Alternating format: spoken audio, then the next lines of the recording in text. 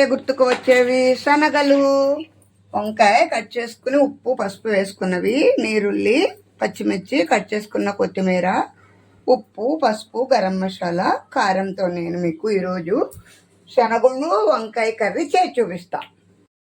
బాండీ పెట్టుకుని నూనె వేడెక్కిన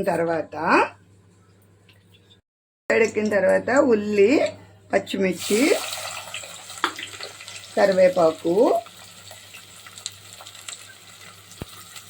కొంచెం ఉప్పు గిన్నెలు, ఇందులో కొంచెం శనగల్లో వేస్తాను. ఏదైనా పొరపాటున కరివేపాకుని కొత్తిమీరని కరివేపాకు అంటే క్షమించండి. చక్కగా వంకాయ ముక్కలు వేసుకోవాలి. ఇందులో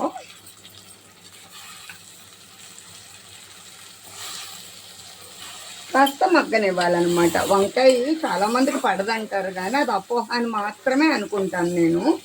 ఎందుకంటే రారాజుల్లో వంకాయ మహారాజు అంటారు. మహారాజు మగ్గిపోయారు. వంకాయ మహారాజు గారు. పసుపు, కారం, గరం మసాలా ఒకసారి కలియబెట్టుకుని పక్క స్టవ్ మీద కొంచెం నీరు పోసుకున్న గ్లాసు ఉడికించిన శనగలు వేసేసుకోవడమే. అప్పుడు కూర తొందరగా అయిపోతుంది. శనగలు కూడా చక్కగా మగ్గుతాయి అన్నమాట. చూసారా ఎంత కలర్ఫుల్గా ఉందో కూర. అయిపోయాక చూపిస్తా. ఎంత బాగా మగ్గిపోయిందో చూసారా వంకాయ శనగపప్పు కూర. చూసారా ఆ వాసనే గుమ్మగుమ్మలు ఆడిపోతుంది అనమాట. ఆహా ఏమి రుచి తినగా మై మరచి, రోజు తిన్నగాని నోరే తీరనిది. చూసారా ఎంత బాగుందో. దీనికి 2 నిమ్మకాయలు జోడించుకుని చక్కగా కర్రీగా తింటే ఎంతో బాగుంటుంది.